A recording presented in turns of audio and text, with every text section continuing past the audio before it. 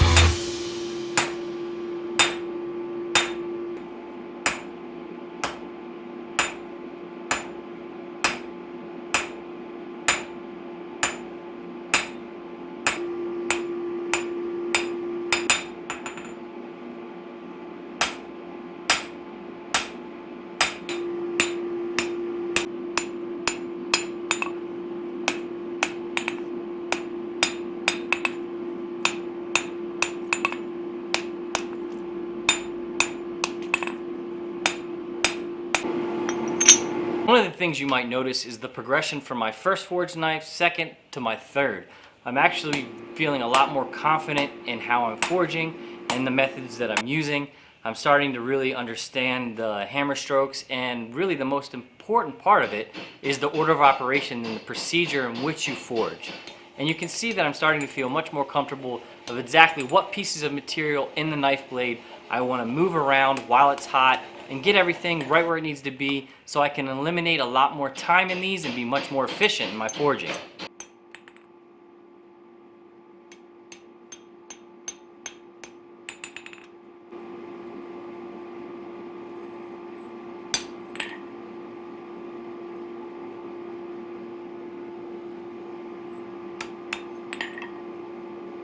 You can see here that my blade is forged much closer to shape than my previous ones, and I really am starting to feel more comfortable with the forging. As I stated before, I really haven't gotten much of an opportunity in the last year to forge blades, so the more I do, just like you, the more you do, the more you practice, the better your pieces are going to turn out in the hot work itself.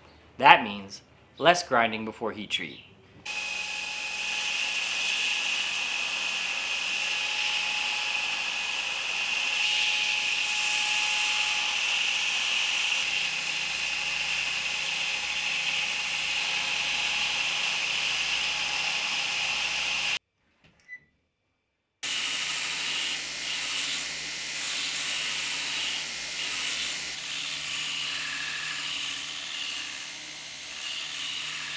This project for me is one where I'm kind of reaching out beyond what the ABS standard would be for a knife. Trying to make something that's a little more fancy and that shows a little bit of my previous skills that I've established in making, such as file work and some of the more historical look to a blade that I like.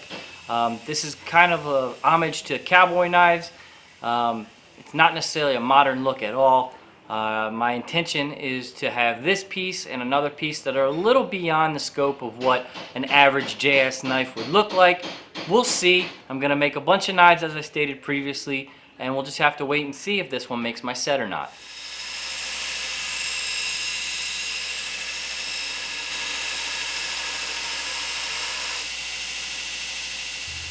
So for the actual heat treat on this knife, I actually was kind of rushing, and you should never rush when you're doing these things. Plan your time out better than I did. But I'm actually heat treating my blade in the forge, and then I'm going to move from the forge to the kiln that's already set up for the temper temperature. Now I'm pretty familiar with ADCRV and the exact temperatures I need to reach in a forge. If you don't feel comfortable with that, I don't blame you. For these knives at this high of a standard, you probably should not heat treat them in an open propane forge. However, I feel pretty comfortable doing that. After this knife, I probably won't do that, and I'll try to plan my timing out much better.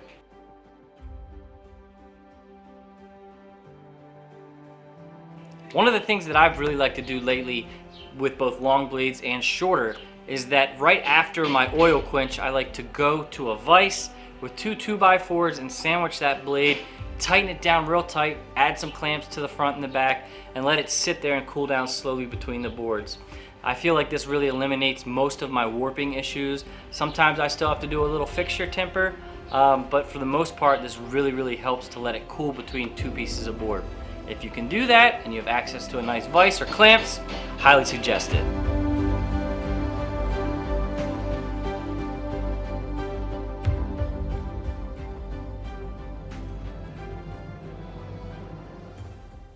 This knife build is sponsored by Skull Bliss. Now what Skull Bliss does is they take ethically sourced animal skulls from the agricultural industry that otherwise would have just been trashed, and they carry on the tradition of Balinese carving using very highly skilled craftsmen, and they honor that animal's sacrifice by creating one-of-a-kind pieces of artwork out of them instead of just letting them go to waste. These skulls can be used for everything from decorative home decor, decorating your shop. You can even mount them as lamps and have light shine through the carving. Or perhaps you could do exactly what I was thinking by using these in custom beauty shots of beautiful knives and other artwork. Also, they make great displays at shows. The skull that I chose was actually the smallest one they offer, and that's the ram's head, because I wanted to use it for smaller pieces. Now they have super elaborate, beautifully carved skulls of all different shapes and sizes. Just go to their website, scroll through their amazing selection. If you use our discount code, that works, and click the link that's down in the description, you're gonna save $50 on any purchase, even skulls that are currently on sale. So do yourself a favor, add one of these amazingly carved skulls to your collection for either home decor or, like I'm doing, as beautiful displays for your artwork today. Click the link, use our discount code, once again, that's that works, and save $50 off anything on the site.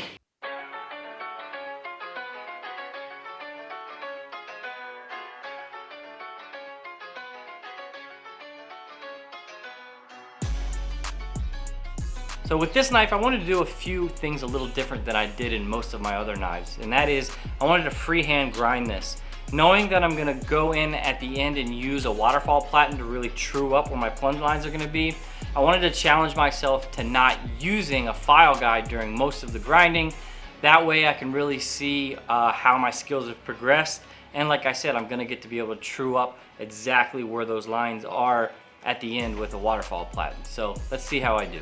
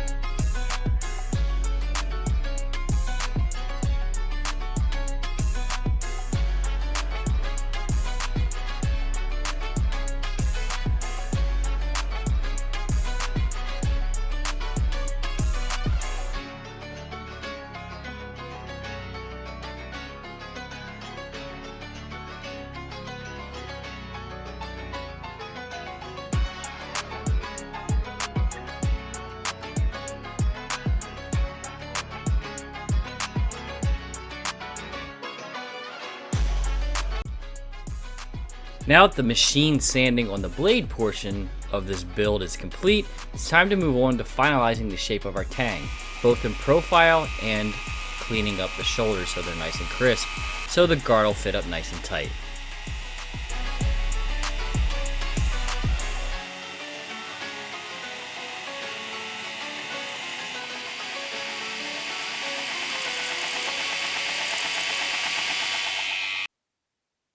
It's now time to begin the long, arduous task of hand sanding the blade. Now, this is one of the most important things in your JS set. They want to see a perfectly satin, hand sanded finish to your blade.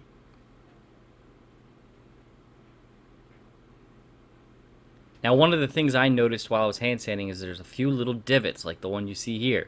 That's why you see me kind of cross graining. I'm going diagonal, switching up my angles back and forth until I get all of those little grooves out of the blade. I'm using a block of wood that I've put a little bit of leather on one side. Sometimes I use the soft pad of the leather, and other times I use the hard edge of the wood.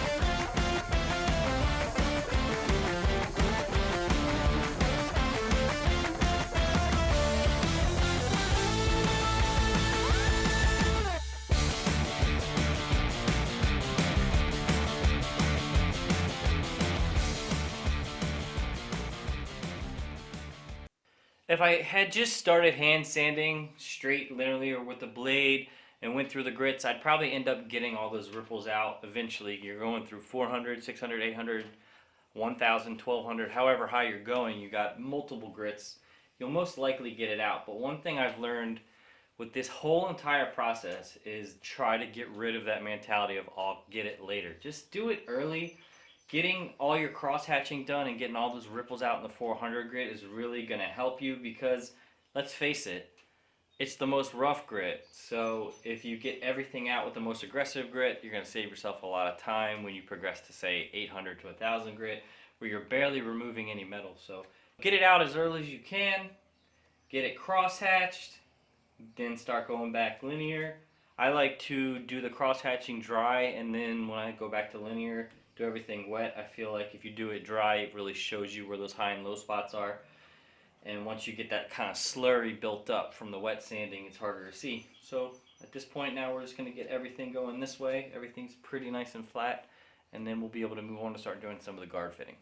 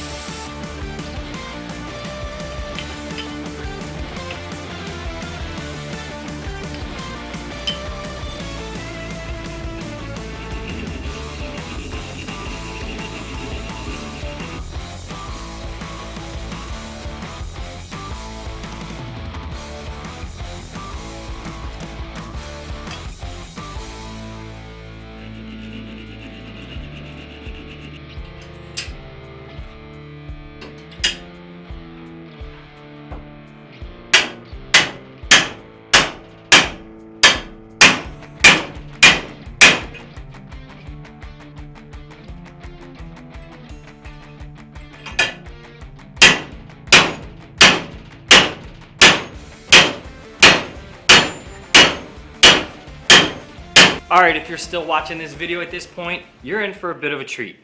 This knife right here is the very first knife I made in preparation to start my set. In fact, if you go back and watch the very first video I did on making my JS set, this is that knife. It's gluing up right now. Now I thought about doing a raffle for it, somehow giving back to you guys, the viewers that are watching our videos. But instead, I think I'm gonna do something a little cooler. What we're gonna do is an early bird special for this knife. Meaning, instead of putting it up for raffle, I'm gonna put a link in the description of this video to purchase this knife at the lowest price I've ever sold a knife. And that's basically my way of saying thank you guys for supporting me along in this journey. This isn't number one on my set, but it is the number one knife, the first one that I forged in preparation to make my set. It didn't go to Blade Show with me, obviously, because I'm finishing it right now, but it's a very nice hunting knife. It's gonna have a lanyard that goes through this bronze hole, bronze guard. Very, very nice knife. Just didn't happen to get it done for my set. So, thanks for watching this video.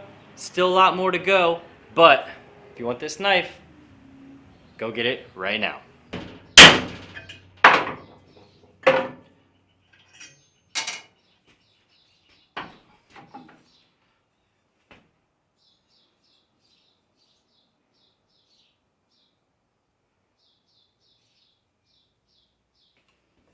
Since I'm going for a very cowboy-esque look for this knife, I'm gonna do something a little different than a standard ABS style guard. Starting from a piece of, I think it's 1/4 inch steel, and I'm going to initially put my slot in just like I would, hot fit it onto the shoulder of the blade, and then I'm gonna start adding in some stylized grinding. I do most of that on the corner of the contact wheel. I can get in with different size contact wheels and true up all my lines and get everything where they should be.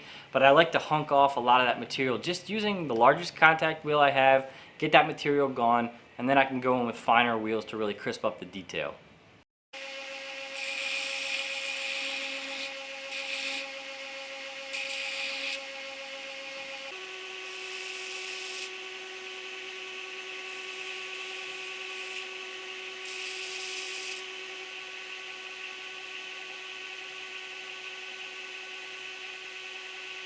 Now with your Journeyman set, one of the main things other than your plunge lines that you really have to worry about is the gappage in the guards where they meet the blades themselves.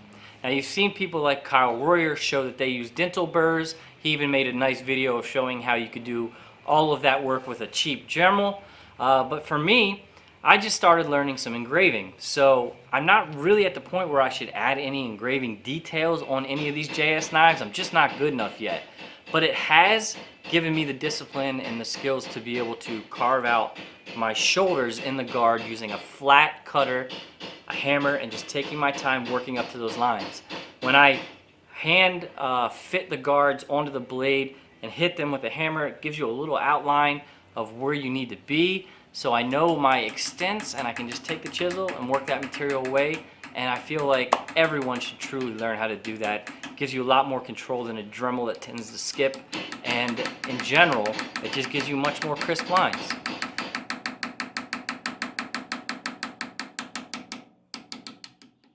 So not only is it important to countersink your shoulders if you want a really good fit, but also the lines on the side of your coin block. There needs to be no seam whatsoever. It needs to look as seamless as if that's one piece of metal as possible. One of the things that you want to do is file away all the little indentations from pressing your guard on the sides. The sides of the tang. You want to file those lines away.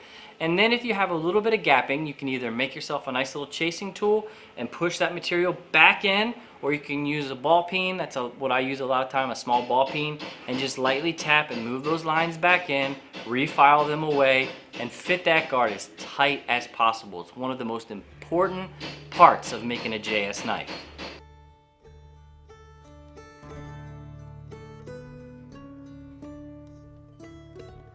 In addition to the cross guard, I'm also going to be adding 2 spacers below the cross guard in between it and the handle, which basically means I have to repeat all the steps of fitting the guard to the handle 2 more times, but I don't have to worry about the shoulder until they fit nice and tight.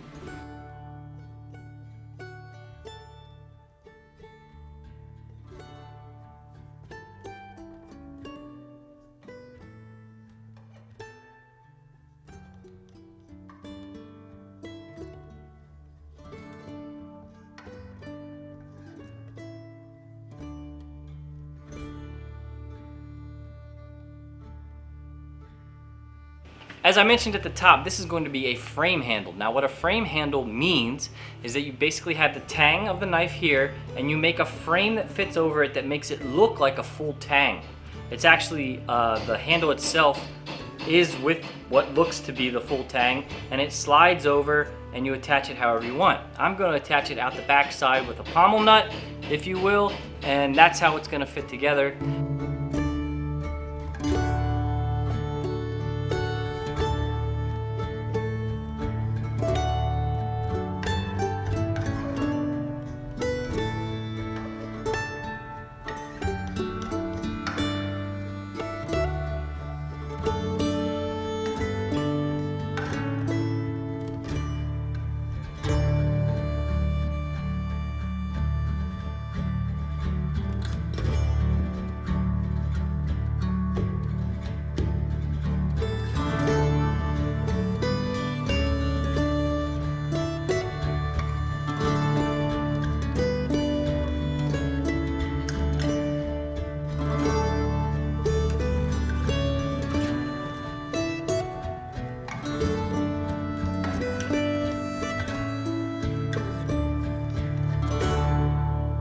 Since I'm using brass rivets for our handle, one of the things I wanted to do is give the handle itself some brass accents on the inside. So I'm gonna sandwich on either side of our steel frame 2 pieces of thin brass that just give a nice yellow line that goes on either side of our frame, and it's just gonna make everything tie together with a color scheme that basically I'm stuck with now since I chose brass rivets.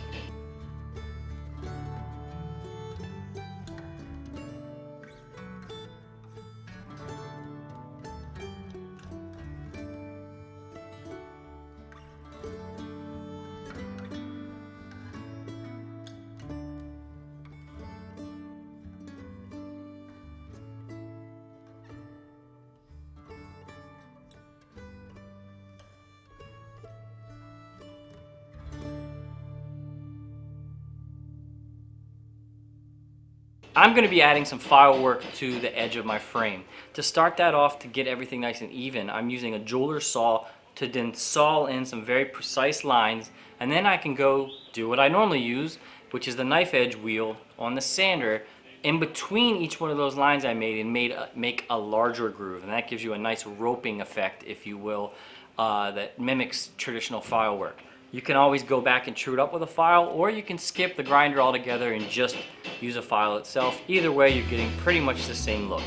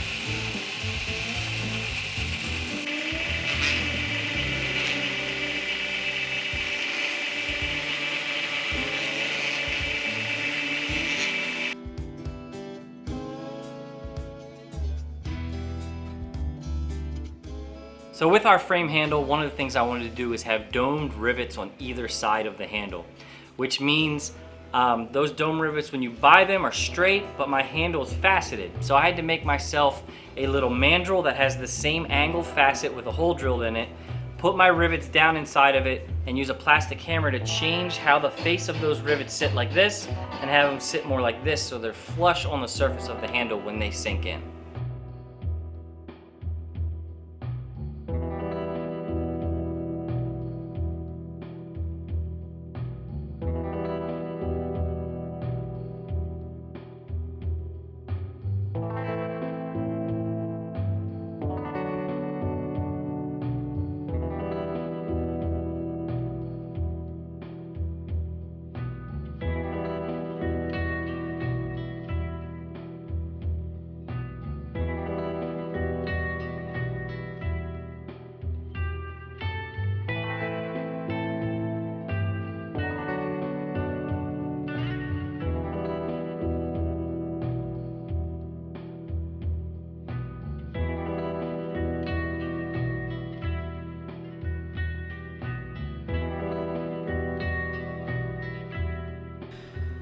One of the very last steps is to add my name to the blade. I'm going to be doing that by using a process called electro etching, where you basically use a stencil and an electric charge and you etch your name directly into the blade.